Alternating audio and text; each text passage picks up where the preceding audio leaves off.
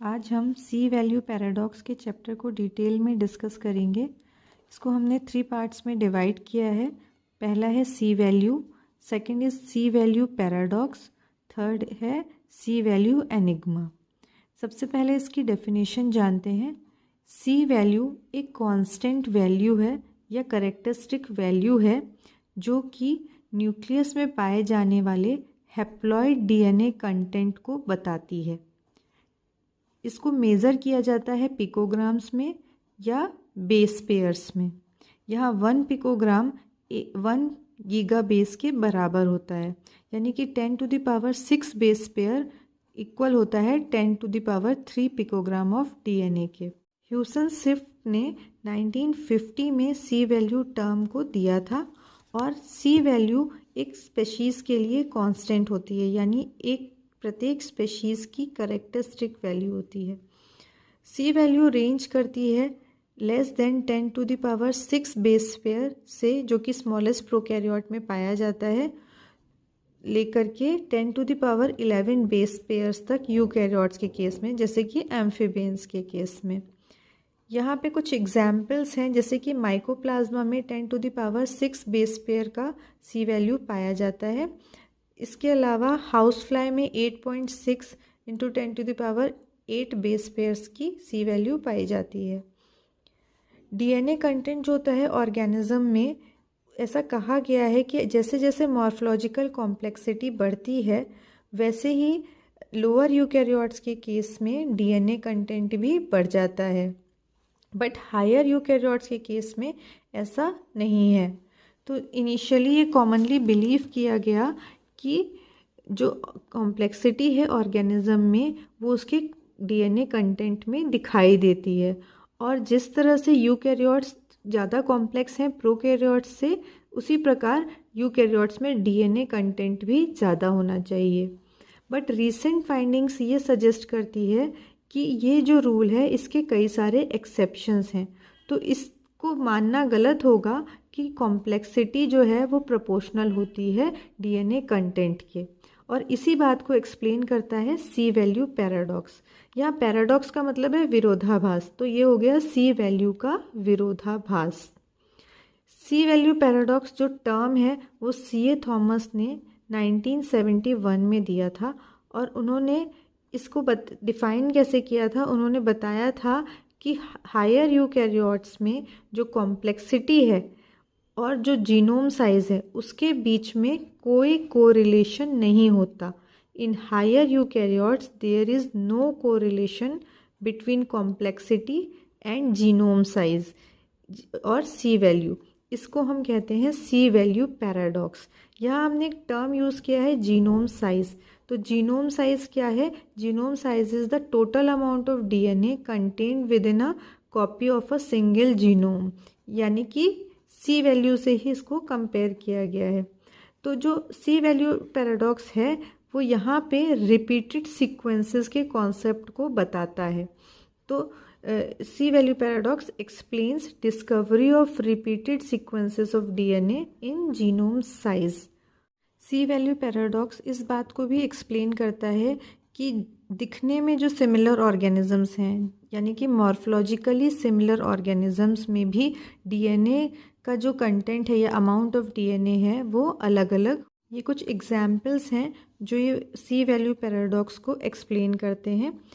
इसमें फर्स्ट है मैन और एम्फीबियंस का। Man is more complex than amphibians in terms of genetic development. Genetic development के आधार पर देखा जाए तो मैन जो है वो काफ़ी कॉम्प्लेक्स होता है, ज़्यादा कॉम्प्लेक्स होता है एम्फीबियंस से। बट कुछ एम्फीबियंस की सेल्स में 30 टाइम्स मोर डीएनए पाया गया in comparison to human cells. इसके अलावा डिफरेंट स्पेशीज़ ऑफ एम्फीबियंस, अलग अलग जो एम्फीबियंस की स्पेशीज़ हैं उनमें भी 100 फोल्ड से ज़्यादा वेरिएशन पाया गया उनके डीएनए कंटेंट में। दूसरा एग्जाम्पल है हाउस फ्लाई और ड्रोसोफिला का। दोनों ही सेम ग्रुप को बिलोंग करते हैं, लेकिन जो हाउस फ्लाई है उसका सी वैल्यू हायर है ड्रोसोफिला से। नेक्स्ट एग्जाम्पल है सालमांडर्स। सालमांडर्स में 40 टाइम्स ज़्यादा डीएनए होता है इन कंपैरिजन टू ह्यूमंस, जबकि humans are more complex, genetically complex than salamanders. तो इसका रीज़न क्या है सी वैल्यू पैराडॉक्स का? इसको जैसे कि हमने अभी आगे देखा कि सी वैल्यू पैराडॉक्स रिपीटेड सीक्वेंस के कॉन्सेप्ट को बताता है। तो रीज़न क्या है सी वैल्यू पैराडॉक्स का? जीनोम साइज जो है वो 2 पार्ट्स से मिलकर बना है यूकैरियोटिक जीनोम। पहला है कोडिंग डीएनए और दूसरा है non coding DNA. Coding DNA वो डीएनए है जो कि प्रोटीन की सिंथेसिस करता है, यानी कि उस डीएनए से प्रोटीन की सिंथेसिस होती है। इसके अलावा जो नॉन कोडिंग डीएनए है जो बहुत सारी कॉपीज़ में प्रेजेंट है और वो प्रोटीन की सिंथेसिस नहीं करता। तो जो ह्यूमन जीनोम है वो उसका 2% पार्ट ही कोडिंग डीएनए है और 98% पार्ट जो है वो नॉन कोडिंग डीएनए है। इसी की वजह से रिपीटेटिव डीएनए सीक्वेंस प्रेजेंट होने की वजह से जो डीएनए कंटेंट है वो रिपीट के फॉर्म में प्रेजेंट होता है और इसकी वजह से जो जेनेटिकली लेस कॉम्प्लेक्स ऑर्गेनिजम्स हैं उनमें कई बार जो डीएनए है या उनकी जो सी वैल्यू है वो higher. Next is C value enigma. यह एनिग्मा का मीनिंग होता है पहेली। तो 2021 में डॉक्टर टी रैन ने सी वैल्यू पैराडॉक्स के लिए एक नया अपडेटेड नाम दिया। उस नाम को कहते हैं सी वैल्यू एनिग्मा। और ये सी वैल्यू एनिग्मा एक्सप्लेन करता है या बताता है कि किस प्रकार यूकैरियोट्स के जीनोम में डिफरेंट यूकैरियोट्स में different amount of non coding DNA present होता है और कितने प्रकार के non coding DNA eukaryotic genome में पाए जाते हैं। तो इसको हम कहते हैं सी वैल्यू एनिग्मा। नेक्स्ट है cot curve analysis and genome complexity analysis. ये टेक्निक सबसे पहले रॉय ब्रिटन ने और एरिक डेविसन ने 1960 में डेवलप की थी ताकि जीनोम की कॉम्प्लेक्सिटी को मेज़र किया जा सके। ये टेक्निक बेस्ड है principle of DNA renaturation kinetics. ये अभी हम आगे समझते हैं कि रीनेचुरेशन क्या होता है। कॉट कर्व एनालिसिस का प्रिंसिपल क्या है? ये बताता है कि जो रेट ऑफ रीनेचुरेशन है वो डायरेक्टली प्रोपोर्शनल है number of times the sequences are present in genome, यानी रिपीट सीक्वेंसेस के डायरेक्टली प्रोपोर्शनल है रेट ऑफ रीनेचुरेशन। तो ये बताता है कि जितने ज़्यादा रिपीट सीक्वेंसेस प्रेजेंट होंगे उतना ही रीनेचुरेशन में टाइम कम लगेगा। तो अब इसका प्रोसीजर क्या है, इसमें हम रीनेचुरेशन को समझेंगे। सबसे पहले हमको पता है कि जो डीएनए है वो डबल स्ट्रैंडेड है और जब हम इस डबल स्ट्रैंडेड डीएनए को हीट करते हैं तो हाई टेम्परेचर पे तो ये डीनेचर होने लगता है। डीनेचर यानी इसके स्ट्रैंड्स अलग अलग होने लगते हैं और ज़्यादा हीट प्रोवाइड करेंगे तो ये फुल्ली डीनेचर हो जाएगा। फुल्ली डीनेचर मतलब इसके दोनों स्ट्रैंड्स जो हैं वो दोनों कॉम्प्लीमेंट्री स्ट्रैंड्स अलग अलग हो जाएंगे।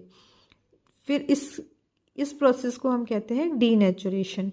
और जब हम उसको नॉर्मल टेम्परेचर प्रोवाइड करेंगे कूलिंग के टाइम साथ ही ये जो डीनेचर्ड डीएनए है ये वापस से कॉम्प्लीमेंट्री बाइंडिंग करके डीएनए को डबल हेलिक्स में कन्वर्ट कर लेता है।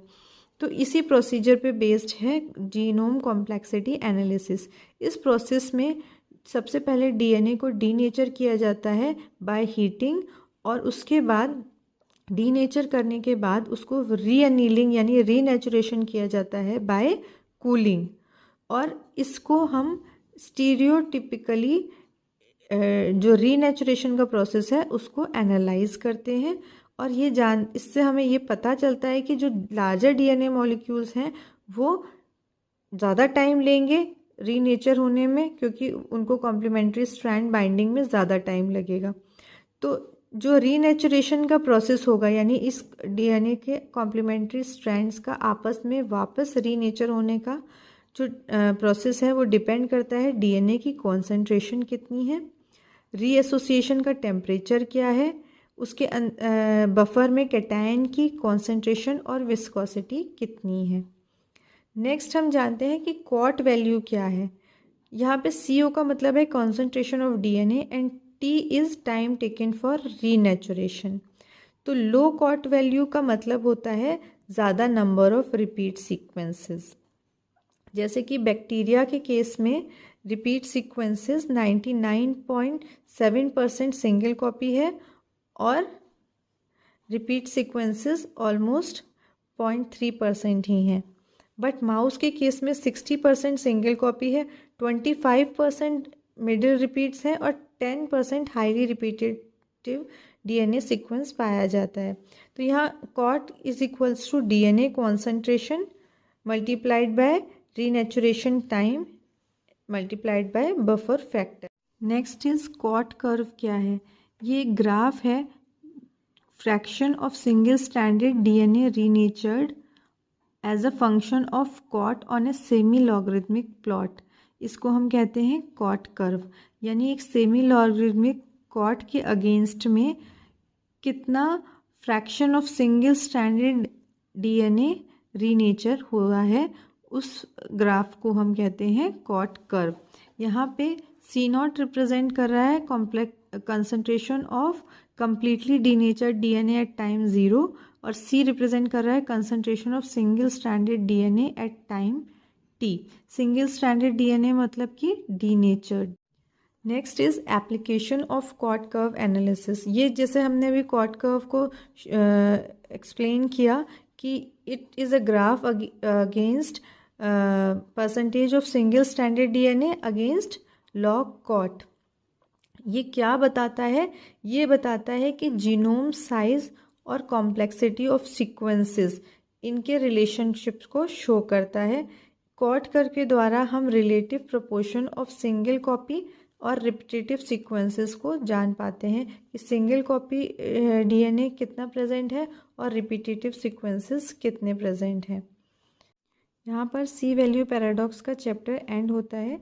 अगर आज के वीडियो से रिलेटेड कुछ क्वेश्चंस या क्वेरीज़ हैं तो आप कमेंट बॉक्स में मेंशन कर सकते हैं। और जैसा कि मैं हमेशा बोलती हूँ कि अगर आपको मेरे वीडियोस पसंद आ रहे हैं तो मेरे चैनल को लाइक करिए, शेयर करिए और सब्सक्राइब करिए, जिसका नाम है biotechnology lessons by Doctor Shifali Mathur.